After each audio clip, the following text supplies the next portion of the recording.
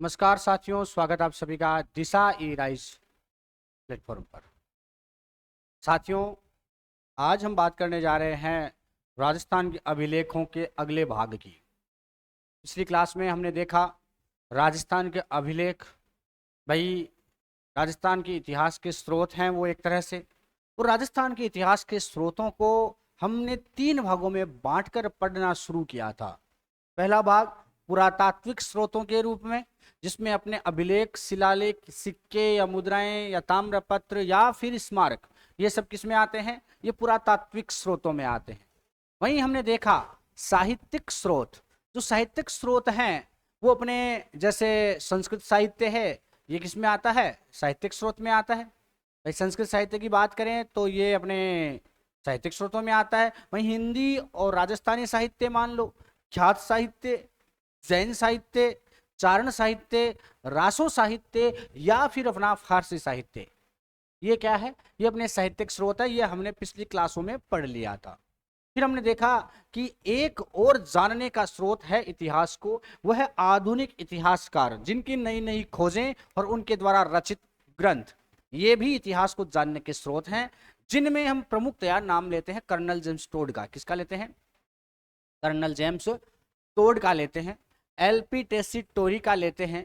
मुहणोत नैनसी को भी हम पढ़ेंगे। वहीं सूर्यमल मिश्रण को हम पढ़ेंगे। गौरी शंकर, हीराचंद ओझा, जिनका नाम बहुत फेमस है, उनको भी हम पढ़ेंगे।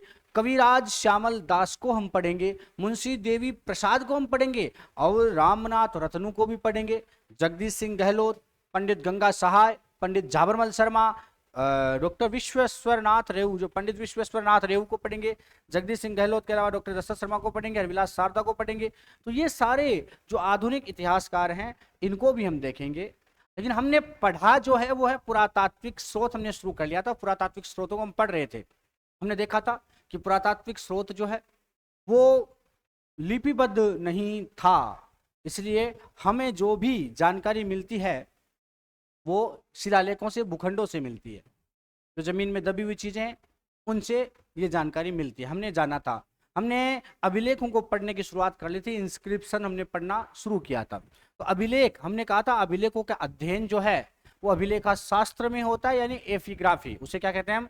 एपिग्राफी। आपसे पूछ ले अभिलेखों का अध्ययन क्या कहलाता है? एपिग्राफी कहलाता है। क्या कहलाता है? एपिग्राफी। इंस्क्रिप्शन का अध्ययन एपिग्राफी कहलाता है। वहीं प्राचीन जो दस्तावेज होते हैं, प्राचीन जो लिपियां होती है, उनको अगर पढ़ने की शुरुआत करें उसे पुरालिपि शास्त्र कहते हैं या फिर पेलियोग्राफी कहते हैं। पेलियोग्राफी भी उनको कहते हैं। तो पेलियोग्राफी कहो चाहे पुरालिपि शास्त्र को, बात एक ही है। बात आई थी अभिलेख जो हैं वो कई तरह के होते हैं।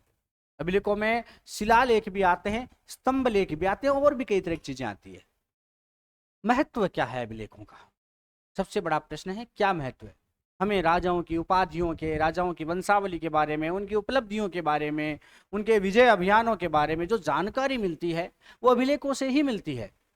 शिलालेखों में जो घटनाएं वर्णित होती है उनके आधार पर ही हम तिथि क्रम निर्धारित कर पाते हैं। ये अभिलेखों का एक विशेष महत्व रहता है। समझ रहे हो बात को? उस समय की सामाजिक स्थिति क्या थी, धार्मिक स्थिति क्या थी, आर्थिक स्थिति क्या थी, राजनीतिक स्थिति कैसी रही होगी, ये सब चीज़ें हम अनुमान पर लगा करके ये सटीक जानकारी भी प्राप्त कर सकते हैं। हाँ, अनुमान पर आधारित होती है लेकिन लगभग सटीक बैठ जाती है।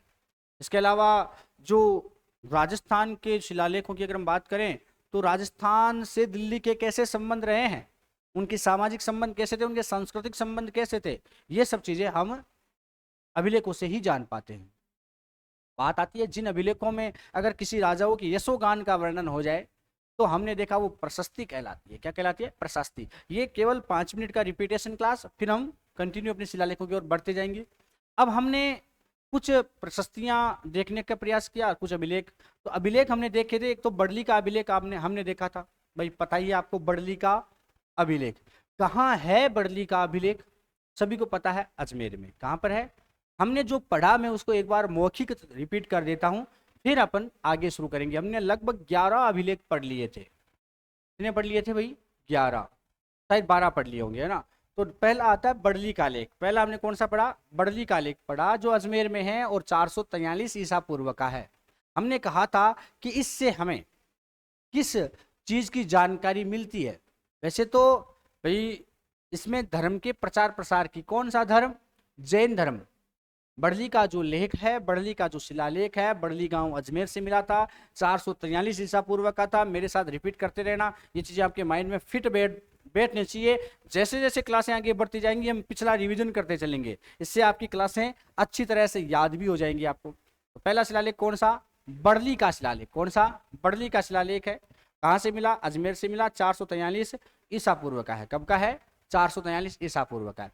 खास बात, हमें जैन धर्म का प्रचार प्रसार भी अजमेर के अलावा, अजमेर में था ही था, इसके अलावा माध्यमिका नगरी यानी चित्तौड़ में भी हुआ था। यह जानकारी अपना बड़ली का शिलालेख देता है। अगर हम बात करें सबसे इंपॉर्टेंट बड़ली के शिलालेख की, तो हमने देखा था कि भारत का सबसे प्राचीन शिलालेख है वो है कौन सा? पीपर हवा का लेख। वो है 487 ईसा पूर्व का। और भारत का दूसरा सबसे प्राचीन जो शिलालेख है वो बड़ली का ही है। कौन सा है? वो बड़ली का ही शिलालेख है। ये दोस्तों आप याद रखना, याद रह जाएगा बाद में। फिर हम आगे की ओर बढ़े। गोसुंडी शिलालेख अपना दूसरा शिलालेख था, जो गोसुंडी गांव चित्तौड़गढ़ से मिला। गोसुंडी गांव चित्तौड़गढ़ से मिला था, वो दूसरी शताब्दी ईसा पूर्व का था। ये 443 का था बड़ली, और जो गोसुंडी है वो 200 ईसा पूर्व का था, यानी दूसरी शताब्दी ईसा पूर्व है, 200 ईसा पूर्व का था। हमें ये शिलालेख भी भाई ब्राह्मी लिपि और संस्कृत भाषा में है, और यहां पर हमें अश्वमेध यज्ञ का वर्णन मिलता है। हमने 3 यज्ञ देखे थे, षष्टिरात्र यज्ञ, अश्वमेध यज्ञ और त्रिरात्र यज्ञ, जिसको हम आप्तोयाम भी बोलते हैं। गोसुंडी शिलालेख जो है ये एक ऐसा भी शिलालेख है जहां राजस्थान शब्द का उल्लेख मिलता है। कौन से शब्द का उल्लेख मिलता है? राजस्थान शब्द का उल्लेख हमें 3 शिलालेखों से मिलता है, गोसुंडी से, बसंतगढ़ से और चित्तौड़गढ़ के द्विखंडीय शिलालेख से। ये तीनों हमने देखे हैं, ठीक है। तो गोसुंडी शिलालेख जो 200 ईसा पूर्व का है, चित्तौड़गढ़ से है। यहाँ पर अश्वमेध यज्ञ, विष्णु भगवान मंदिर के चारों तरफ 4 दीवारी बनाने का वर्णन हमें मिला है। इसके अलावा पहला ही शिलालेख है गोसुंडी, जिसमें वैष्णव धर्म का प्रचार प्रसार हमें देखने को मिलता है। इसे हम अनेक अनेक नामों से जानते हैं, जैसे हाथी बड़ा का शिलालेख भी हम गोसुंडी को ही कहते हैं। ऊब दीवड़ का शिलालेख भी हम गोसुंडी को ही कहते हैं। क्यों? अकबर ने यहां पर ऊब दीवड़ यानी प्रकाश स्तंभ बनवाया और एक हाथी बड़ा बनवाया। ये चीज हमने पढ़ ली थी। राजस्थान शब्द का उल्लेख गोसुंडी में भी मिलता है, ध्यान रखना, चित्तौड़गढ़ के द्विखंड में भी मिलता है और बसंतगढ़ सिरोही में भी मिलता है। फिर हमने अगला शिलालेख पढ़ा था नांदसा यूप स्तंभ लेख। कौन सा पढ़ा था? स्तंभ लेख पढ़ा था। कौन सा? नांदसा यूप स्तंभ लेख। कहां है? भीलवाड़ा में है। नांदसा गांव है भीलवाड़ा में, जहां 225 ईस्वी का है। कब का है ये? अब की बार ईस्वी में घुस चुके हैं हम कि नांदसा युग स्तंभ लेख भीलवाड़ा में है, 225 ईस्वी का है। हमने देखा था यहां पर कि षष्ठी रात्र यज्ञ का वर्णन मिलता है कि कोई गुण रूपक नाम का व्यक्ति था, गुण गुरु नाम का व्यक्ति था, जिसके द्वारा नानसा गांव में यज्ञ करवाया गया था, जिसे हम बोलते हैं षष्ठी रात्र यज्ञ, है ना। आज थोड़ा चश्मा टेढ़ा हो चुका है हल्का सा। तो षष्ठी रात्र यज्ञ का वर्णन हमें देखने को मिला। अब खास बात आती है कि भाई नानसा युग स्तंभ लेख क्यों फेमस है? भाई एक तो खंबे पर है, गोल खंबे पर है, खास बात है ना। और इसका उत्कीर्ण करता, है ना, वो भी यहाँ देखने को मिलता है। सोम नामक कोई व्यक्ति है जिसका ये अभिलेख बताया जाता है, और यहाँ पर गुण गुरु नाम का एक व्यक्ति है जिसके द्वारा षष्ठी रात्र यज्ञ करवाया गया। ये जानकारी हमें मिलती है किससे? नांदसा यूप से। अश्वमेध यज्ञ गोसुंडी में है, षष्ठी रात्र यज्ञ नांदसा यूप में है। और हम बात करें बरनाला यूप स्तंभ लेख, अगला हमने बरनाला यूप स्तंभ लेख भी पढ़ा था, याद है। तो बरनाला गांव में बरनाला यूप स्तंभ लेख कहाँ है? बरनाला गांव में है। ये 227 ईस्वी का है। कब का है? 227 ईस्वी का है साहब। यहाँ हमें 7 पाठशालाओं का वर्णन मिलता है कि कोई वर्धन नाम का व्यक्ति था। किस नाम का व्यक्ति था? वर्धन नाम का व्यक्ति था, सोहर्ण गोत्र का, जिसके द्वारा 7 पाठशालाएं बनवाई गई थी। यह हमें बरनाला यूप स्तंभ लेख से जानकारी मिलती है। कौन से स्तंभ लेख से? बरनाला यूप स्तंभ लेख से। मामला समझ में आ रहा होगा। एक हमने पढ़ा बड़वा स्तंभ लेख, जो कोटा से मिला हमें, है ना, 181 ईस्वी का कोटा से मिला था हमें बड़वा स्तंभ लेख। कौन सा? बड़वा यूप स्तंभ लेख मिला था कोटा से, जिसमें हमें त्रिरात्र यज्ञ अथवा आप्तोयाम यज्ञ की जानकारी मिली थी। तो अपना देखो 3 यज्ञ हो गए, गोसुंडी से अश्वमेध यज्ञ, बरनाला से षष्ठी रात्र यज्ञ, कौन सा सॉरी नानसायूब से षष्ठी रात्र यज्ञ, बरनाला से 7 पाठशालाओं का वर्णन, और बड़वा से त्रिरात्र यज्ञ अथवा अप्तोयाम यज्ञ, जो 3 भाई थे मोखरी वंश के, बलवर्धन, सोमदेव और बल सिंह, बलवर्धन, सोमदेव और बल सिंह, इनके द्वारा करवाया गया था बड़वा यूप स्तंभ लेख का निर्माण, है ना।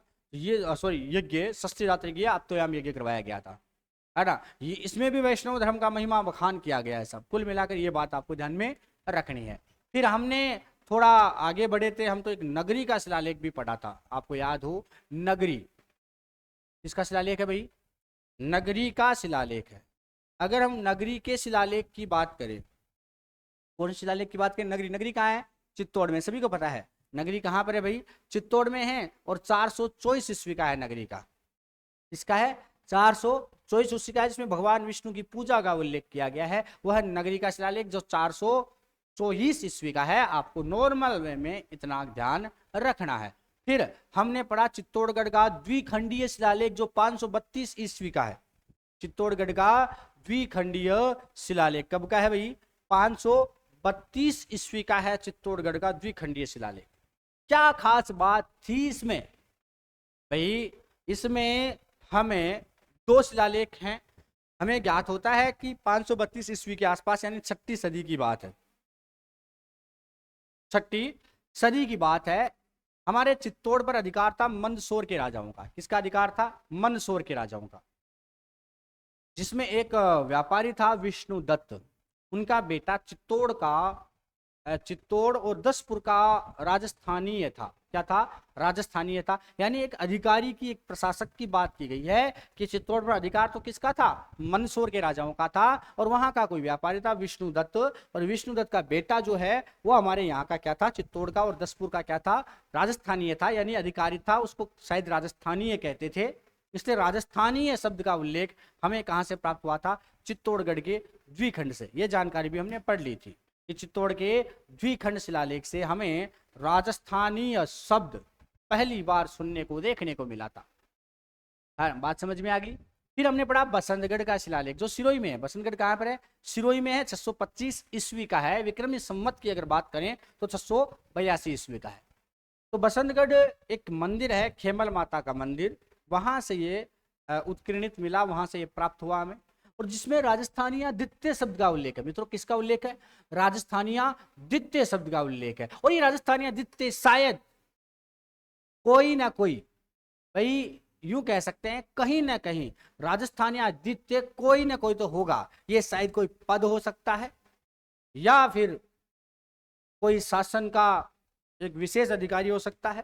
तो कुल मिलाकर राजस्थानी आदित्य शब्द का उल्लेख हमें बसंतगढ़ सिरोही से मिला। हमने देखा खेमल माता मंदिर में लगा हुआ था। और इसमें हमने 1-2 चीजें और पढ़ी थी कि गुहिल वंश का राजा था शिलादित्य। कौन था? शिलादित्य। तो शिलादित्य का भी वर्णन यहाँ प्राप्त होता है। शिलादित्य के समय में जावर की जो खाने हैं वहां पर तांबा और जस्ता निकला था, या तांबा और जस्ते की खाने जावर में खोदी गई थी, या वहां पर काम शुरू हुआ था। ये थोड़ा ध्यान रखना। बात समझ में आ रही होगी शायद आपके। एक जावर माता का मंदिर भी बना था। और अगर हम देखें तो हमें दास प्रथा का वर्णन भी मिलता है बसंतगढ़ से। सामंत व्यवस्था की जानकारी भी मिलती है। भाई कोई अर्बुद देश का राजा हुआ था वर्मलात। कौन हुआ था? वर्मलात। उसके यहाँ रज्जिल के पिता वज्र भट्ट सत्याश्रय, भाई वो सामंत थे। तो ये सामंत शाही व्यवस्था का वर्णन भी करता है। बात समझ में आ गई होगी। इसके अलावा चावड़ा वंश की भी जानकारी हमें यहाँ देखने को मिल जाती है। भीनमाल जो चावड़ा वंश की राजधानी हुआ करती थी, है ना, वहां पर पहली बार हैनसांग आया था 641 ईस्वी में आया था। 641 शायद, क्या कन्फर्म है? 641 ईस्वी में आया था हैनसांग, जिसने पीलो मोलो कहा था भीनमाल को। ये सब जानकारी हमने पढ़ ली थी। हमने 1-2 शिलालेख और पढ़े थे। सामोली का लेख भी पढ़ा था, और अपराजिता का शिलालेख भी पढ़ा था। याद होगा शायद आपको। एक मंडोर का भी पढ़ लिया होगा। तो हम सामोली की बात करें, पिछली क्लासें जरूर देखना आप मित्रों। पिछली क्लासें नहीं देखोगे, मैं केवल रिपीटेशन ले रहा हूँ। फिर हम आगे कंटिन्यू क्लास की ओर बढ़ेंगे, जिससे आपको याद हो जाए, कुछ आपको याद आ जाए। आपको पिछली क्लास याद करनी है, नोट भी कर लेना है। साथ साथ में स्क्रीनशॉट लेने के लिए कहता रहता हूँ, तो आप लेकर के उनको पढ़े भी। आपको करना क्या है, जब अगली क्लास हो तो उसमें 10 मिनट का हम रिविजन रखेंगे। उस रिवीजन के साथ साथ आपको रिवीजन करना है, जिससे पिछली क्लास आपको याद रह जाएगी। पिछली क्लास में हमने क्या पढ़ा है ना। अब जैसे नानसा यूप स्तंभ लेख बोलते ही आपको याद आना चाहिए, बरनाला यूप स्तंभ लेख बोलते ही आपको याद आना चाहिए, बड़ली बोलते ही याद आना चाहिए, घोसुंडी बोलते ही याद आना चाहिए, बसंतगढ़ चित्तौड़गढ़ का द्विखंडीय, ये सब आपको बोलते ही याद आना चाहिए, तब आता है मजा पढ़ने का। सामोली अपराजित बोलते ही याद आना चाहिए। सामोली का लेख अपने उदयपुर से मिला, भोमर क्षेत्र से, एक गांव है सामोली गांव भोमर क्षेत्र में, वहां से सामोली का लेख मिला था, संस्कृत भाषा में था। हमने कहा था ये 648 ईस्वी का है। कब का है? 648 ईस्वी का है। वर्तमान में अजमेर में पड़ा भाई, अजमेर के म्यूजियम में सुरक्षित रखा गया है। यहाँ पर भी हमें शिलादित्य का वर्णन मिलता है, बसंतगढ़ में भी शिलादित्य का वर्णन है। जावर की खाने हमें कहाँ से प्राप्त होती है भाई? हमने जावर की खानों का वर्णन किया था, वो बसंतगढ़ से ही हमें जानकारी प्राप्त होती है कि जावर की खाने खोदी गई थी शिलादित्य के समय। ठीक है, सामोली में भी हमें शिलादित्य की जानकारी मिलती है भाई। किसकी जानकारी मिलती है? शिलादित्य की। खास बात है, शिलादित्य की प्रशंसा की गई है यहाँ पर बहुत ज्यादा, उसे एक चंद्रमा के समान उपमा दी गई है। कहा था कि साहब इसके समय, शिलादित्य के समय, एक जयंतक मेहतर नाम का व्यक्ति था, हमने पढ़ा था, जयंतक मेहतर नाम का व्यक्ति था, जिसने अरण्यवासिनी देवी का मंदिर बनवाया था, जिसे हम जावर माता का मंदिर भी कहते हैं। जावर माता का मंदिर भी कहते हैं, अरण्यवासिनी देवी का मंदिर बनवाया था। ये चीज हमने पढ़ ली थी साहब, बात समझ में आ गई कुल मिलाकर के। अब आज हम अपराजित का लेख भी हमने पढ़ लिया था, थोड़ा वो भी देख लेते हैं एक बार रिपीटेशन में, कि 661 ईस्वी का लेख है अपराजित। नागदा गांव है उदयपुर में। कौन सा गांव है? उदयपुर में नागदा गांव है, वहां से हमें प्राप्त होता है। एक मंदिर है कुकड़ेश्वर मंदिर, वहां से हमें प्राप्त हुआ। वर्तमान में यह भी अजमेर के म्यूजियम में सुरक्षित रखा गया है सर। इसमें कोई राजा रहा है अपराजित, उसकी विधियों का वर्णन है भाई, है ना भाई। उसे बड़े बड़े राजा, एक वराह सिंह नाम का एक बड़ा राजा हुआ करता था, उसको उसने सेनापति बना लिया था अपना। अपराजित की रचना दामोदर ने की थी।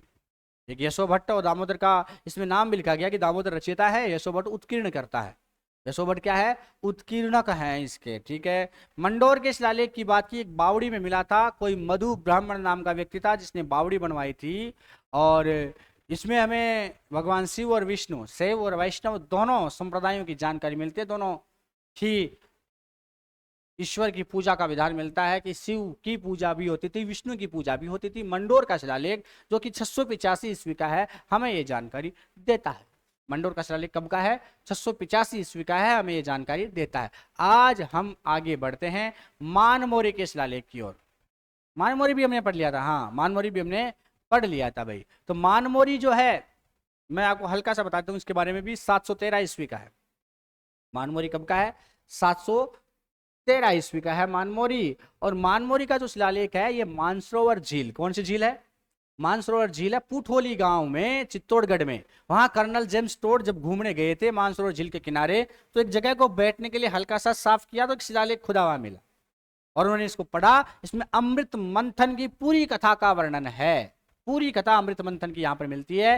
राजा चित्रांगद मौर्य की जानकारी मिलती है। इसके अलावा और भी 4 राजा है, महेश्वर, भीम, भोज और उनके पुत्र हैं मानमोरी। इनका उल्लेख भी अपने मानमोरी शिलालेख 713 ईस्वी में मिलता है। अब क्या हुआ, कर्नल जेम्स टोड को लगा कि यार ये शिलालेख मुझे इंग्लैंड लेके जाना चाहिए। उन्होंने भाई साहब नाव में धरा दिया, लेकिन वजन ज्यादा होने के कारण इनकी नाव जो है समुद्र में बैठे जा रही थी, तो इसको समुद्र में ढकेल दिया मानमोरी शिलालेख को। आज ये समुद्र में विलीन हो चुका है, लेकिन उसका अनुवाद इन्होंने समय रहते अपनी पुस्तक में लिख लिया था, और इसका अनुवाद आज भी हमें एनाल्स एंड एंटिक्विटी जो राजस्थान में मिल जाता है मानमोरी के शिलालेख का, जिसे समुद्र में फेंक दिया गया था 713 ईस्वी का। 5 राजा इसमें चित्रांगद मौर्य, महेश्वर, भीम, भोज और मानमोरी, इनका वर्णन मिलता है। कुल मिलाकर मानमोरी को बहुत ही सदचरित्र, ईमानदार और समृद्ध बताया था साहब। और मानमोरी ऐसा व्यक्ति था जिसने अपने आप को क्षणभंगुर मान लिया कि ये शरीर नाशवान है, ये शरीर जो है क्षणभंगुर है। और उसने क्या किया भाई, एक मानसरोवर झील बनवा ली और वहीं पर अपने आप को समाधिस्थ कर लिया था। वो था मानमोरी। उसका वर्णन हमें मानमोरी शिलालेख से ही मिलता है। कहते हैं कि मानमोरी जो लेख है उसको भाई उत्कीर्ण करवाया था शिवादित्य ने। किसने? शिवादित्य ने। और पुष्प नाम का कोई व्यक्ति था जो इसका रचनाकार है। क्या है? रचनाकार है। अब हम अगली प्रशस्तियों या अगले अभिलेखों या अगले शिलालेखों की ओर हम बढ़ते हैं। ये तो थी सामान्य से जानकारी कुछ शिलालेखों की। अब कुछ अभिलेख और भी हैं, जैसे एक बुचकला का लेख आता है। बुचकला आपको पढ़ना चाहिए, थोड़ा इंपॉर्टेंट है। एक चाकसू का अभिलेख भी है, वो भी महत्वपूर्ण है।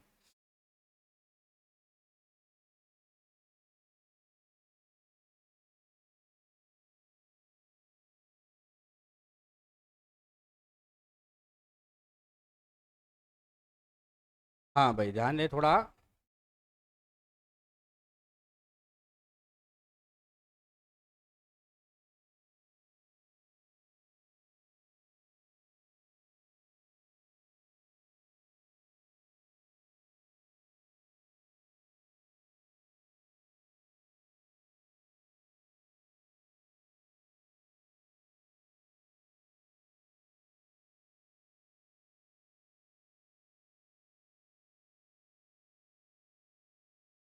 बुचकुला का शिलालेख, किसका शिलालेख भाई?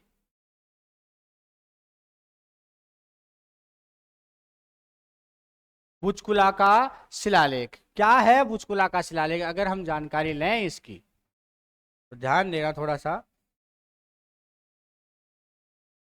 बुचकुला का शिलालेख की अगर हम जानकारी लें तो आपको याद हो कि बुचकुला मिला कहाँ से। पहली बात तो हमें ये देखना होगा कि बुचकुला मिला कहाँ से। तो आप बिलाड़ा गए हो कभी? क्या कभी आप घूमने गए हो बिलाड़ा? बिलाड़ा है जोधपुर में। बिलाड़ा कहाँ है? जोधपुर में है। वहां एक मंदिर है, पार्वती मंदिर। भाई कौन सा मंदिर है? पार्वती मंदिर है। वहां पर एक 815 ईस्वी का, कब का? 815 ईस्वी का एक लेख प्राप्त हुआ जिसे हम बोलते हैं बुचकुला। जोधपुर जिले की बिलाड़ा तहसील में गांव पड़ता है बुचकुला गांव। कौन सा गांव? बुचकुला गांव। वहां पार्वती मंदिर में यह शिलालेख हमें प्राप्त हुआ था। प्रतिहार राजा थे कोई नागभट्ट सेकंड, जो वत्सराज के पुत्र थे। नागभट्ट सेकंड किसके पुत्र थे? वत्सराज के पुत्र थे। भाई किसके पुत्र थे? वत्सराज के पुत्र थे। उनके समय का यह लेख है। उनका समय क्या है आप सभी को पता है, 795 से 833 ईस्वी। 795 से 833 ईस्वी नागभट्ट सेकंड का समय है। तो जो बुचकुला का शिलालेख है वो कब का है? वो 815 ईस्वी का लेखन है, लेकिन नागभट्ट सेकंड की जानकारी देता है कि नागभट्ट सेकंड ने किस तरह से कन्नौज को अपनी राजधानी बनाया था, और प्रतिहार वंश के जो शासक हैं वो कौन कौन रहे हैं, उनके सामंत कौन कौन रहे हैं। तो कुल मिलाकर प्रतिहार वंश की जानकारी देने वाला लेख कौन सा है? बुचकुला का लेख। तो याद रखना, बुचकुला के लेख की हम बात कर रहे हैं। कौन से लेख की? बुचकुला के लेख की हम बात कर रहे हैं मित्रों। बुचकुला के लेख की अगर हम बात करें तो ये कहां है? ये जोधपुर में है। ये कहां है भाई? ये बुचकुला का लेख जोधपुर में, शायद दिख रहा होगा आपको। ये मैं एक बार अच्छे से लिख देता हूं, बुचकुला का कलर जो है वो फेट आ गया है। ये लो, बुचकुला का शिलालेख। बुचकुला का क्या है भाई? शिलालेख है। तो बुचकुला का शिलालेख, बुचकुला का जो शिलालेख है वो कहाँ है? जोधपुर से प्राप्त हुआ है। जोधपुर में कौन सी तहसील है? बिलाड़ा तहसील है। कौन सी तहसील है भाई? जोधपुर में एक तहसील है बिलाड़ा, और बिलाड़ा तहसील का एक गांव है बुचकुला। ये इस बुचकुला गांव से एक मंदिर है, बुचकुला गांव में पार्वती मंदिर। कौन सा मंदिर है भाई? पार्वती मंदिर है।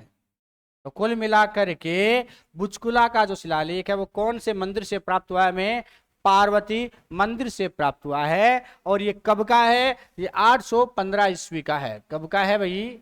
815 ईस्वी का है। सबसे खास बात याद रखना इसके बारे में आप मित्रों कि भाई बुचकुला का जो लेख है ये प्रतिहार वंश की जानकारी देता है। कौन से वंश की? प्रतिहार वंश की जानकारी देता है। और प्रतिहार वंश में भी नागभट्ट सेकंड की विशेष रूप से देता है। नागभट्ट सेकंड, ये नागभट्ट सेकंड वही है जो वत्सराज के पुत्र थे। किसके पुत्र है? वत्सराज के पुत्र हैं। तो गुर्जर प्रतिहार वंश की जानकारी देने वाला शिलालेख है बुचकुला का लेख। प्रतिहार वंश विशेष रूप से जानकारी देता है गुर्जर प्रतिहार की, और उसमें भी नागभट्ट सेकंड, जिनका समय रहा है 795 से 833 ईस्वी। ये आप ध्यान रखना, 795 से 833 ईस्वी रहा है। बुचकुला का लेख नागभट्ट सेकंड के समय का है। नागभट्ट सेकंड ने किस तरह से कन्नौज को अपनी राजधानी बनाया था, ये जानकारी इसी शिलालेख से मिलती है। फिर ध्यान रखना, बुचकुला का शिलालेख जोधपुर के बिलाड़ा गांव, बिलाड़ा तहसील में बुचकुला गांव के पार्वती माता का मंदिर वहां से प्राप्त हुआ है। और 815 ईस्वी का है। प्रतिहार वंश में विशेष रूप से नागभट्ट सेकंड की कन्नौज विजय का यहां पर उल्लेख किया गया है। मामला समझ में आ गया? स्क्रीनशॉट आप ले सकते हैं, फटाफट से स्क्रीनशॉट लें जिससे हम आगे बढ़े।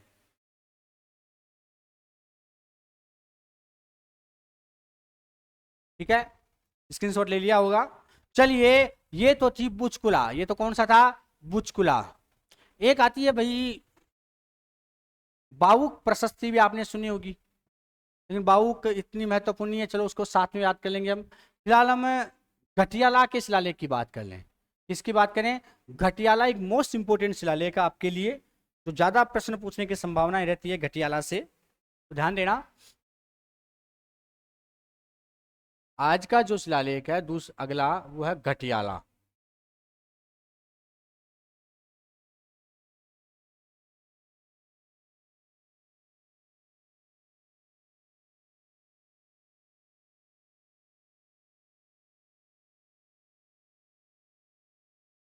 घटियाला का शिलालेख, किसका शिलालेख है भाई? घटियाला का शिलालेख। अगर हम घटियाला के शिलालेख की बात करें तो ये भी जोधपुर से ही प्राप्त हुआ है। जोधपुर में घटियाला में एक मंदिर है, जैन मंदिर। ये वहां जैन मंदिर पर उत्कीर्ण रहा है घटियाला। कब का आता है? वो 815 का था। कौन सा? बुचकुला। कब का था? 815 ईस्वी का। और ये है 861 ईस्वी का। घटियाला कब का है भाई? ये 861 ईस्वी का है मित्रों। कब का है? 861 ईस्वी का है। कहां से प्राप्त हुआ है? ध्यान रखना, जोधपुर से। कहां से? जोधपुर में घटियाला में एक जैन मंदिर है। जोधपुर के घटियाला में क्या है? जैन मंदिर। और ये जैन मंदिर पर उत्कीर्ण लेख था। किस पर उत्कीर्ण लेख था? ये जैन मंदिर पर उत्कीर्ण एक लेख था, आपको ध्यान में रखना है भाई। खास बात है, ये चंपू शैली का है, गद्य पद्य मिश्रित है। इसमें गद्य भी है, इसमें पद्य भी है। तो इसकी मोस्ट इंपोर्टेंट बात अगर आपसे पूछे कि मोस्ट इंपोर्टेंट क्या है, तो ये संस्कृत भाषा में चंपू शैली में है। चंपू शैली क्या होती है मित्रों? चंपू शैली संस्कृत की एक विशेष विधा है जिसमें गद्य और पद्य दोनों मिश्रित होते हैं। एक लाइन गद्य की है, जैसे कुछ गद्य बताया, बीच में कोई पद्य दे दिया, फिर कुछ गद्य बताया। इस तरह से ये गद्य पद्य क्या है? मिश्रित है। तो चंपू शैली, जिसे गद्य पद्य मिश्रित शैली बोलते हैं हम। चंपू शैली कौन सी होती है मित्रों? लो, हाँ भाई, चंपू शैली कौन सी होती है? गद्य पद्य मिश्रित, जिसमें गद्य और पद्य दोनों की जानकारी मिले, वो चंपू शैली होती है। तो ये संस्कृत भाषा में है। संस्कृत के भी कौन सी शैली में? ये चंपू शैली में है। कौन शैली में है भाई? चंपू शैली में। भाई घटियाला का उत्कीर्ण करवाने वाला कौन राजा था? तो एक प्रतिहार वंश में एक राजा रहा, कक्कुक। कौन रहा है मित्रों? कक्कुक नाम का एक राजा है जो प्रतिहार वंश का है। उसने इस लेख का उत्कीर्ण करवाया था साहब। ठीक है, यहां पर और भी कई लेख मिले हैं। एक लेख इनका मराठी भाषा में भी प्राप्त हुआ है, ध्यान रखना भाई। उत्कीर्ण करवाने वाला राजा कौन था? कक्कुक राजा था। तो कक्कुक राजा वह प्रतिहार वंश में, हम जब मंडोर की वंशावली पढ़ते हैं तब आपको कक्कुक की जानकारी मिलती है। मैंने मंडोर में पढ़ाया भी है।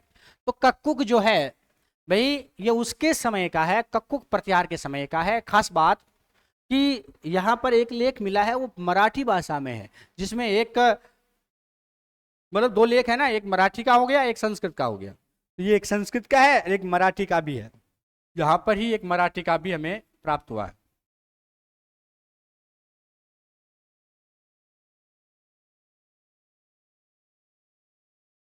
ठीक है, तो दो, फिर मैं रिपीट कर रहा हूं, याद हो जाना चाहिए कि भाई घटियाला का लेख 861 ईस्वी का है। घटियाला का लेख, और गुर्जर राजा प्रतिहार, जो गुर्जर प्रतिहार राजा थे कक्कुक, उनके द्वारा ये उत्कीर्णित है, मतलब उनके द्वारा ये उत्कीर्ण करवाया गया था।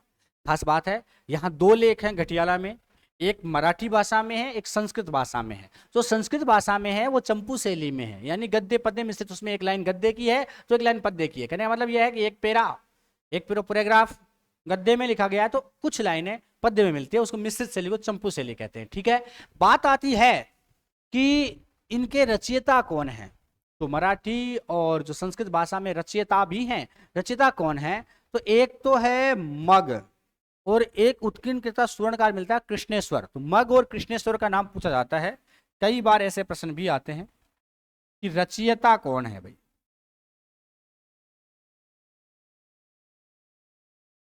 रचयिता कौन है? मग नाम का व्यक्ति रचयिता है। वहीं उत्कीर्णकर्ता कौन है?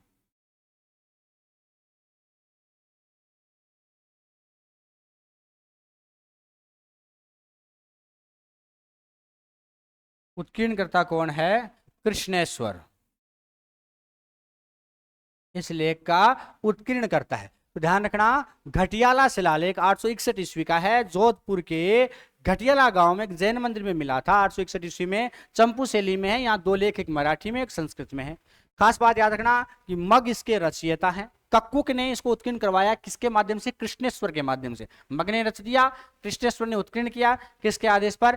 कक्कुक के आदेश पर। खास बात है इसमें प्रतिहार वंश की जो नामावली है और जो उनकी उपलब्धियां हैं, उनकी जो जानकारी है वो हमें प्राप्त होती है। खास बात ध्यान रखना कि इसी से ज्ञात होता है मग ब्राह्मण था। मग क्या था? ब्राह्मण था। और गुर्जर प्रतिहारों के विशेष स्नेह पात्र थे मग ब्राह्मण। ये एक पूरी मग जाति के पूरे ब्राह्मण आ जाते हैं। मतलब मग के बाद में मग की वंशावली चली, उसका भी वर्णन यहां पर मिलता है। कुल मिलाकर के अगर आपने मारवाड़ में कभी गए हो घूमने तो आपको शाक द्वीपीय ब्राह्मण मिलेंगे। ये शाक द्वीपीय जो ब्राह्मण है ये मग जाति के थे। किसके थे? ये मग जाति के थे, जो गुर्जर प्रतिहारों के यहाँ पर दरबार में रहा करते थे। गुर्जर प्रतिहारों के लिए ही पूरे अगर भारतवर्ष में हम देखें तो मग जाति के ब्राह्मणों ने केवल रचनाएं लिखी है, वो केवल गुर्जर प्रतिहारों के लिए लिखी है, बाकी के लिए कभी नहीं लिखी है। तो गुर्जर प्रतिहारों में इनका भी एक विशेष महत्व रहा है, ये आपको ध्यान में रखना है। मग और कृष्णेश्वर थोड़ा ध्यान रखना। मैं फिर रिपीट कर रहा हूं, घटियाला का शिलालेख। इसमें अगर हम और भी देखें तो घटियाला के लेख से ही हमें जानकारी मिलती है कि गुर्जर प्रतिहारों के आदि पुरुष कौन थे। बताइए, कमेंट बॉक्स में उत्तर दीजिए, मुझे फटाफट से कमेंट में लिखिए कि भाई गुर्जर प्रतिहारों के आदि पुरुष कौन थे? कौन थे? हरिश्चंद्र। कौन थे भाई? हरिश्चंद्र नामक कोई ब्राह्मण थे, वो गुर्जर प्रतिहारों के आदि पुरुष थे। उन्हीं के बाद में मग जाति एक निकली है, उन्हीं के वंश में कोई मग हुआ, मग से मग जाति के ब्राह्मण बन गए थे। ये एक पूरे वंशावली वहां पर वर्णन मिलती है। प्रतिहार वंश की स्थापना हरिश्चंद्र ने की थी, इस बात का उल्लेख हमें इसी घटियाला के शिलालेख से प्राप्त होता है। बात समझ में आ रही है? कुल मिलाकर के भाई ज्यादा माथापोड़ी करनी नहीं है। यहां पर हमें कक्कुक ने भाई उत्कीर्ण करवाया, तो कक्कुक तक की जानकारी हरिश्चंद्र से लेकर कक्कुक तक। तो कक्कुक के बाद में उत्कीर्ण नहीं करवाया गया, इसको कक्कुक तक ही उत्कीर्ण करवाया गया। तो कक्कुक तक की हमें वंशावली यहां से मिल जाती है। आपको ये थोड़ा खोपड़ा लगाना है। कक्कुक ने घटियाला में विजय स्तंभ बनवाया था, तो यहां पर जय स्तंभ या विजय स्तंभ की जानकारी भी हमें प्राप्त होती है। घटियाला में विजय स्तंभ स्थापित करने का उल्लेख भी हमें मिलता है। ये भी आपको ध्यान में रखना है मित्रों, विशेष रूप से कि विजय स्तंभ किसने बनवाया था? कक्कुक ने। किसने बनवाया था भाई? कक्कुक ने बनवाया था। ये चीज आपको ध्यान में रखनी है कुल मिलाकर के। इसके अलावा अगर हम बात करें भाई घटियाला, घटियाला का अन्य नाम क्या है? एक बात और आप मुझे बताइए फटाफट से कि घटियाला जो है उसका दूसरा नाम क्या है? फटाफट से कमेंट बॉक्स में लिखिएगा। मैं कई बार आपको एक नाम लेता रहा हूं, मैं आपको हिंट देता हूं, रोहिंस्कोप, रोहिंदकूप वगैरह वगैरह वगैरह। समझ गए उनके बात को? अब कमेंट बॉक्स में आप लिखिए, मुझे फटाफट से बताइए कि घटियाला जो है उसका कक्कुक ने जो मारवाड़ के जो आगीर हैं उनका आभीर जो है, मारवाड़ के जो आभीर हैं उन आभीरों का कक्कुक ने क्या करवाया था? दमन किया था। उनके पुत्रों को दमन करके एक घटियाला को व्यापारिक केंद्र बनाया था। उस समय यहाँ का एक नाम रहा है रोहिंस्कोप। तो उसकी जानकारी भी यहाँ से हमें प्राप्त होती है। कुल मिलाकर के ध्यान रखना कि घटियाला और एक बाउक प्रशस्ति भी आती है, उसमें भी हमें प्रतिहारों की जानकारी मिलती है। अगर कभी आपसे पूछ ले घटियाला और बाउक प्रशस्ति में किन की जानकारी मिलती है, तो ध्यान रखना प्रतिहार वंश की जानकारी मिलती है, प्रतिहार शासकों की जानकारी मिलती है। ये आप थोड़ा विशेष रूप से ध्यान देना। तो घटियाला का शिलालेख एक बार रिपीट कर देता हूं फटाफट से, 861 ईस्वी का है। मराठी भाषा में है और संस्कृत भाषा में है, दो लेख है यहाँ पर। संस्कृत भाषा का जो लेख है वो गद्य पद्य मिश्रित शैली चंपू शैली में है। खास बात है यहाँ पर कक्कुक ने इसको स्थापित करवाया 861 ईस्वी में, इसलिए हरिश्चंद्र से लेकर कक्कुक तक की वंशावली वर्णन है। यहीं पर प्रतिहारों के आदि पुरुष या प्रतिहारों वंश के जो संस्थापक हरिश्चंद्र, ये ब्राह्मण वंशीय थे, ये जानकारी यहाँ से मिलती है। इसको लिखा, इसको रचना की मग जाति के ब्राह्मण ने, जो कक्कुक का दरबारी था। कक्कुक का क्या था? दरबारी था। और एक था कृष्णेश्वर, जो भी कक्कुक के दरबार में था, उसने इसको उत्कीर्ण करवाया है। कुल मिलाकर गुर्जर प्रतिहारों की जानकारी देने वाला शिलालेख घटियाला, वहीं भावुक प्रशस्ति भी गुर्जर प्रतिहारों की जानकारी हमें देती है। ये तो छोटे छोटे लेखों की बात थी। अब हम थोड़ा सा कुछ मोस्ट इंपोर्टेंट और अगर हम देखें तो आपने हर्षनाथ अभिलेख पढ़ा होगा, जो सिक्कर से हमें प्राप्त होता है, हर्षनाथ मंदिर से। आज हम हर्षनाथ की भी बात करेंगे, तो चलिए इसका स्क्रीनशॉट आप लीजिए, फिर हम हर्षनाथ की ओर बढ़ते हैं। फटाफट से आप स्क्रीनशॉट ले लीजिए। ले लिया? देखो,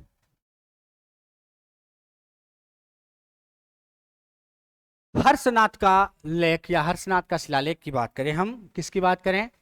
हर्षनाथ के शिलालेख की।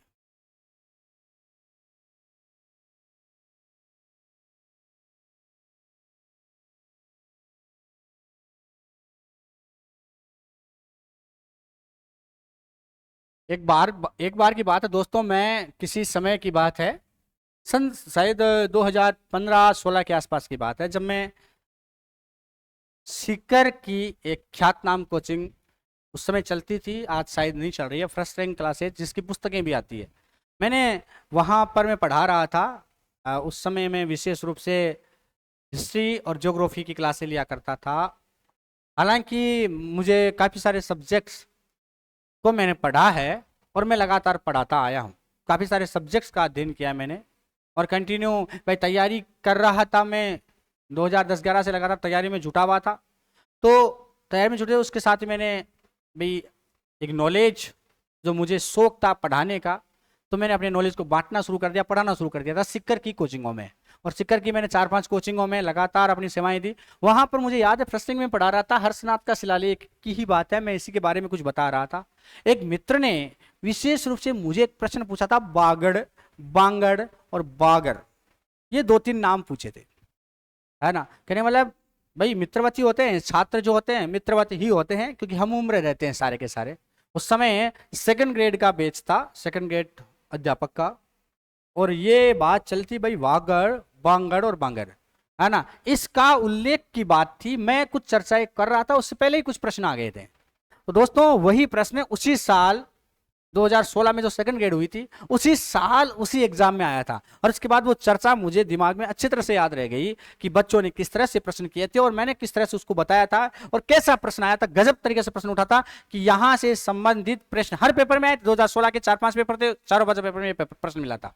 तो हर्षनाथ अभिलेख था, हर्षनाथ की प्रशस्ति जो है ये भाई सीकर से प्राप्त होती है। यहीं पर पहली बार हमें वागड़ वागड़ या वारगढ़ शब्द का उल्लेख मिलता है। वागड़ या फिर वारगढ़ शब्द का उल्लेख मिलता है पहली बार। ध्यान रखना, ये चौहान वंश की है, ये चौहान वंश की वंशावली का वर्णन करता है ये शिलालेख। ये उनकी उपलब्धियों का वर्णन करता है, खास करके जो अपने अजमेर के चौहान राजा थे विग्रहराज सेकंड के समय, जब अजमेर और शाकंभरी को संभालते थे विग्रहराज सेकंड, उनके समय का, विग्रहराज सेकंड थे उनके समय का ये शिलालेख। हर्षनाथ मंदिर में विग्रहराज सेकंड के सामंत थे अल्लट। कौन थे? अल्लट। उन्होंने हर्षनाथ मंदिर बनवाया था अल्लट ने, उन्हीं के समय की ये बातें मिलता है। अल्लट जो है एक शैव आचार्य थे, है ना। और अंग्रेज अधिकारी कोई घूमने यहां पर आए थे 1834 ईस्वी में, तब उन्होंने हर्षनाथ मंदिर की जानकारी सामने रखी थी। उनका नाम था सार्जेंट ईडीन। कौन था? सार्जेंट ईडीन। मैं हर्षनाथ के बारे में आपको बताने जा रहा हूं, थोड़ा याद रखना।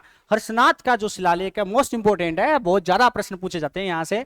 हर्षनाथ का शिलालेख हमें प्राप्त कहां से हुआ? एक बात तो ये, हर्षनाथ मंदिर है और सीकर में है, तो हर्षनाथ मंदिर से हमें प्राप्त होता है। ये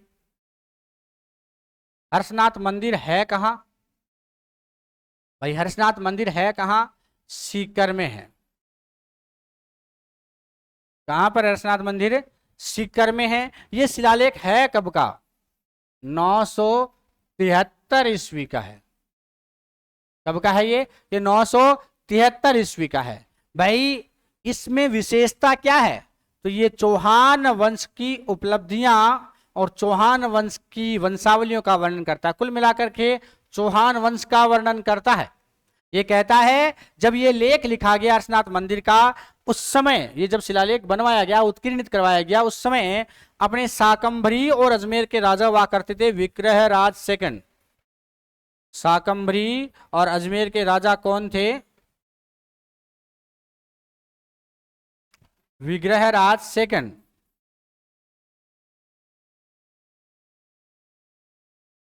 ये विग्रहराज सेकंड के टाइम का है।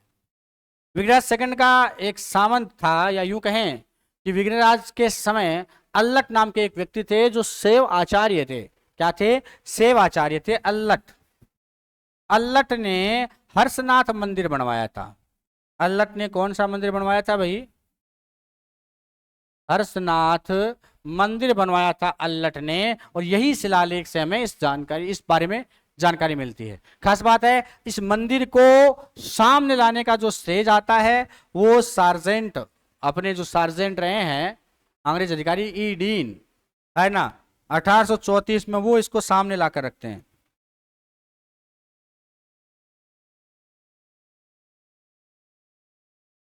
सार्जेंट ईडीन इसको कब प्रकाशित करवाते हैं? मंदिर भी है भाई हर्षनाथ का, ये 1834 में ही हमें जानकारी मिलती है। तो ध्यान रखना, एक बार रिपीट कर देता हूं मैं। हर्षनाथ का मंदिर, कौन सा मंदिर? हर्षनाथ का मंदिर सीकर में 973 ईस्वी का है। चौहान वंश की वंशावली और उनकी उपलब्धियों का वर्णन मिलता है। विग्रहराज सेकंड के टाइम का है कि उस समय जब यह शिलालेख लगवाया गया, उस समय राजा कौन थे? विग्रहराज सेकंड थे। कहाँ के राजा थे भाई? अजमेर और शाकंभरी के राजा थे। खास बात आती है इनके बारे में कि इनके समय एक शैव आचार्य थे अल्लट, जिन्होंने हर्षनाथ मंदिर का निर्माण करवाया था। अल्लट ने हर्षनाथ मंदिर का निर्माण करवाया था। और जो हर्षनाथ मंदिर है उसको प्रकाश में लाने का श्रेय अंग्रेज अधिकारी ई डीन को जाता है। किसको जाता है? ई डीन को जाता है। ध्यान में रह जाएगा सभी के। स्क्रीनशॉट लें, फिर हम आगे बढ़ें। फटाफट से आप स्क्रीनशॉट ले सकते हैं।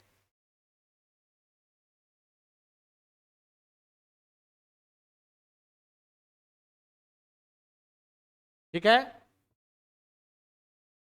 एक दो और हम बेहतरीन जो अपने शिलालेख हो सकते हैं उनको देख लें। जैसे बिजोलिया का लेख, इसके बारे में भी प्रश्न आते हैं। तो बिजोलिया शिलालेख की हम बात करते हैं।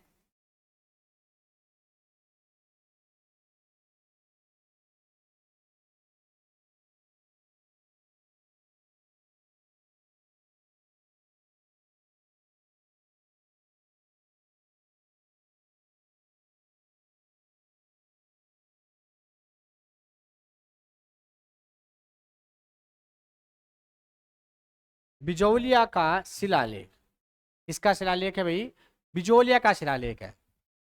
बिजोलिया की अगर हम बात करें तो भीलवाड़ा में बिजोलिया नामक एक स्थान है, एक जगह है, एक कस्बा है पूरा का पूरा भीलवाड़ा में। कहाँ पर है? भीलवाड़ा में है मित्रों।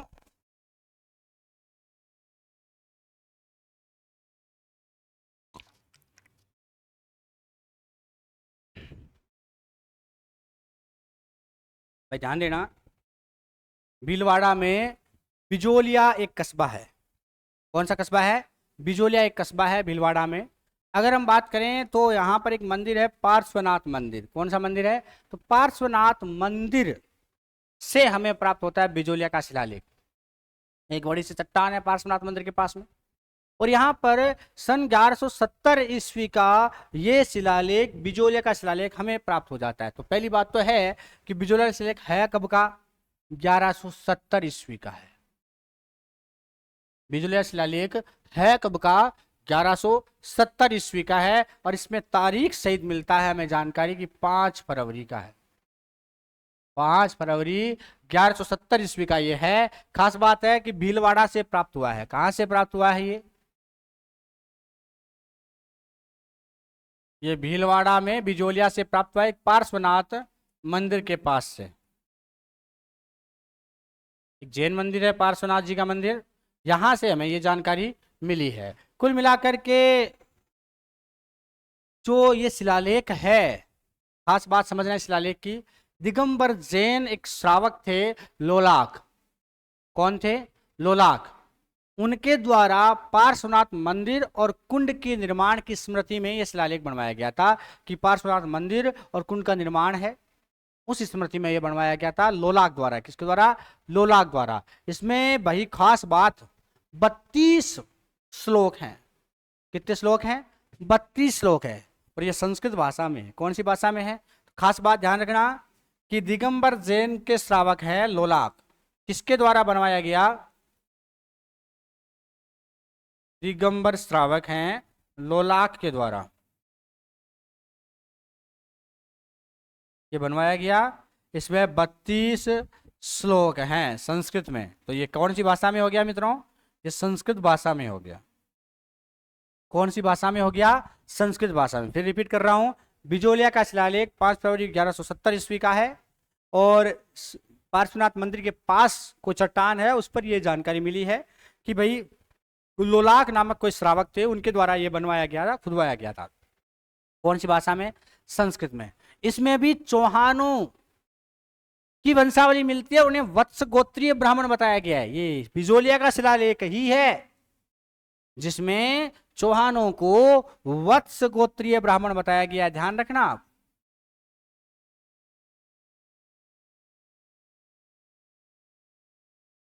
चौहानों को कौन सा ब्राह्मण बताया गया है? वत्स गोत्रीय ब्राह्मण बताया गया है। इस बारे में विशेष ध्यान रखना कि चौहानों को वत्स गोत्रीय ब्राह्मण कौन सी शिलालेख में बताया गया है? बिजोलिया में बताया गया है साहब। और उस समय की जो चौहान वंश की उस समय की 1170 की ईस्वी के आसपास की जो सामाजिक स्थिति है, धार्मिक स्थिति है, आर्थिक स्थिति है, भौगोलिक, राजनीतिक, शैक्षिक स्थिति है, ये सारी जानकारी हमें इस शिलालेख से मिलती है। अब शिलालेख इंपोर्टेंट हो गया तो किसी वंश की वंशावली के बारे में जानकारी दे रहा है तो मोस्ट इंपोर्टेंट है, वहां की सामाजिक, आर्थिक, राजनीतिक, शैक्षिक सभी जानकारियां दे रहा है, इसलिए इंपोर्टेंट हो गया। तो प्रश्न आ जाता है कि भाई इसके रचयिता कौन है, लेखक कौन है, रचयिता कौन है, उत्कीर्ण करवाने वाला व्यक्ति कौन है, किसने उत्कीर्ण करवाया इसको? प्रश्न 2-3 बन जाते हैं यहां से कि इसके जो रचयिता वो है गुणभद्र, यानी जो रचना है यानी मुख से बोला रचयिता, जिसके दिमाग की उपज है ये, जिसने देखा और संस्कृत में श्लोक रच दिए, वो था गुणभद्र। कौन था? गुणभद्र। उनको लिखा भाई गुणभद्र ने तो बोला। गुणभद्र ने तो क्या किया मित्रों? बोला। खास करके आपको ध्यान में रखना है इस बारे में कि गुणभद्र नाम का व्यक्ति था जो इसका रचयिता है। एक कायस्थ लेखक थे केशव। कौन थे? केशव। तो केशव इनके लेखक रहे हैं। और एक है अपने उत्कीर्णकर्ता, वो है गोविंद। उत्कीर्णक कौन है? गोविंद इसके उत्कीर्णक हैं। गोविंद क्या है? उत्कीर्णक हैं। तो रचयिता गुणभद्र हैं इसके, लेखक केशव हैं इसके, और उत्कीर्णक गोविंद है मित्रों। ये जानकारी भी इसी शिलालेख से मिलती है। अब इस शिलालेख की खास बात, ये तो है सामान्य जानकारी, ये इंपॉर्टेंट क्यों है? बिजोलिया का शिलालेख मोस्ट इंपोर्टेंट क्यों है आपके लिए? तो इसमें प्राचीन क्षेत्रों के नाम हमें प्राप्त होते हैं।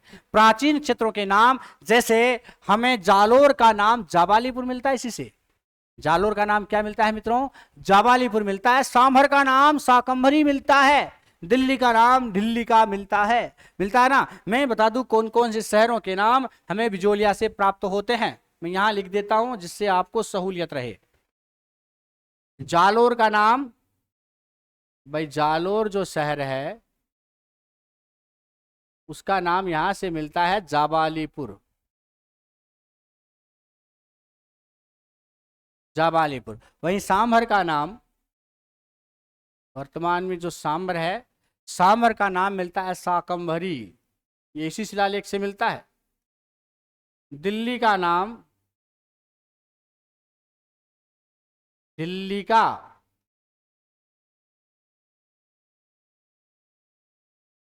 ध्यान देना, जालोर का नाम क्या मिलता है? जाबालीपुर।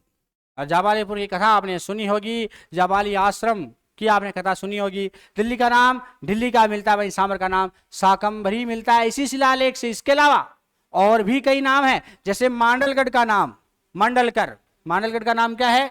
मंडलकर मिलता है इससे। याद रखना मित्रों, ये कुछ नाम आपसे पूछे भी जा सकते हैं कि मांडलगढ़ का नाम क्या है, मंडलकर, यहीं से मिलता है। मांडलगढ़ का नाम मंडलकर यहीं से मिलता है। भाई नाडोल का नाम नड्डल या नड्डुल, नाडोल का नाम क्या मिलता है, नड्डुल।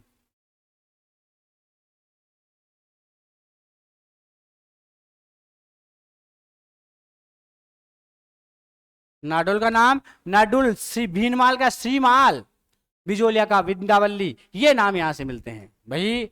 भीनमाल का श्रीमाल, भीनमाल का क्या नाम मिलता है मित्रों, श्रीमाल मिलता है।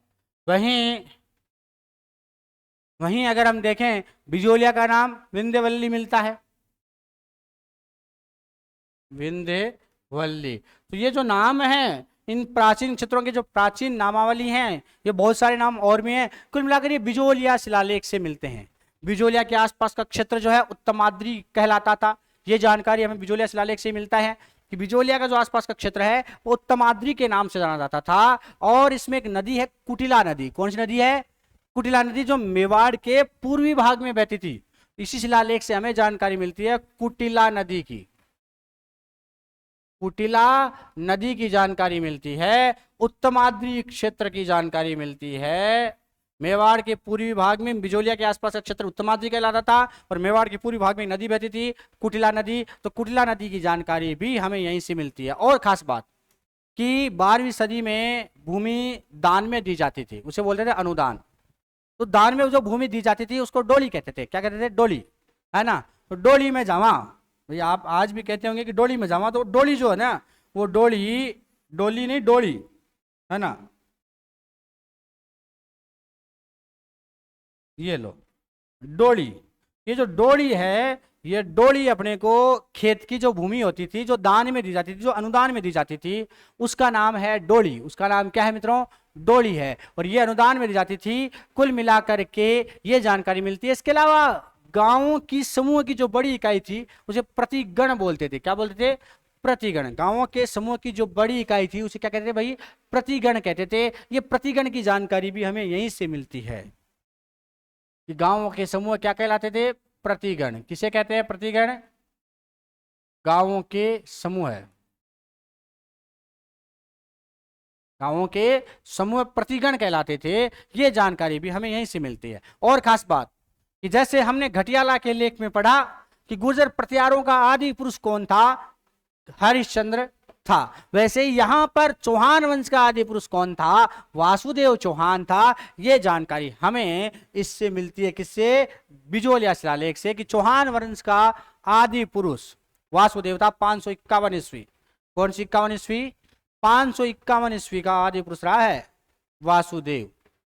शाकंभरी में चौहान वंश की स्थापना की थी। साम्र झील बनवाई थी किसने, वासुदेव ने। और अहि छत्रपुर जो नागौर है आज का, उसे अहि छत्रपुर कहते हैं। अहि छत्रपुर को अपनी राजधानी बनाई थी। अहि छत्रपुर को अपनी क्या बनाई थी, इसने राजधानी बनाई थी। और सबसे मोस्ट बात होती है कि विग्रहराज जो सेकंड है उसने दिल्ली पर अधिकार कर लिया था। ये जानकारी भी, दिल्ली पर अधिकार करने की वासुदेव चौहान द्वारा, विग्रहराज चतुर्थ द्वारा दिल्ली पर अधिकार की बात भी हमें बिजोलिया शिलालेख ही देता है ना। दिल्ली को अपने अधिकार कर लिया था।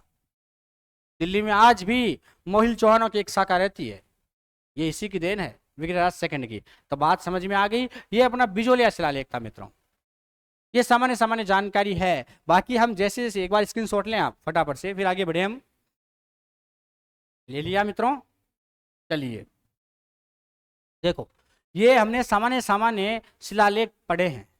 आगे हम और भी पढ़ेंगे, लेकिन अब हम टॉपिक वाइज पढ़ेंगे। अब हम इतिहास की शुरुआत करेंगे शिलालेखों के साथ साथ में, कि किस तरह से इतिहास होते हैं। फिर उनके साथ साथ कुछ और भी शिलालेख है, जैसे समुद्रेश्वर मंदिर का शिलालेख आता है, देववाड़ा का शिलालेख आता है, रणकपुर प्रशस्ति है, कीर्ति स्तंभ प्रशस्ति है, कुंभलगढ़ प्रशस्ति है, गोसुंडी की बावड़ी है, और भी कई है, कोकिंद का पार्श्वनाथ मंदिर का लेख है, जगन्नाथ कछुआ की छतरी का लेख है। ये सारे जो है हम पढ़ेंगे, लेकिन टॉपिक के साथ साथ हम टॉपिक पढ़ेंगे। कल से हम इतिहास की टॉपिक वाइज कुछ पॉइंट्स शुरू करने वाले हैं। क्या शुरू करेंगे ये आप कमेंट बॉक्स में बताइएगा कि हमें सबसे पहले कौन सा टॉपिक लेना चाहिए। हमको तो अपने हिसाब से लेना ही है, लेकिन अगर आप कमेंट बॉक्स में बताते हो तो हम उस हिसाब से थोड़ा और आपके सहूलियत के हिसाब से ले सके। जय हिंद दोस्तों, जय भारत। लेकिन एक और देखो, अभी तक भी कुछ दोस्तों ने चैनल को सब्सक्राइब नहीं किया है। मित्रों, हम हमारा ये चैनल आप सब्सक्राइब करें। हमारा एक चैनल और है एकेडमिक क्लासेज का, वो भी आप सब्सक्राइब कर सकते हो, दिस इज एकेडमी। इसको आप लाइक ज़रूर करें, शेयर करें और अपने सभी दोस्तों को शेयर करें। खास करके कमेंट बॉक्स में कमेंट जरूर लिखें मित्रों। ठीक है, जय हिंद, जय भारत।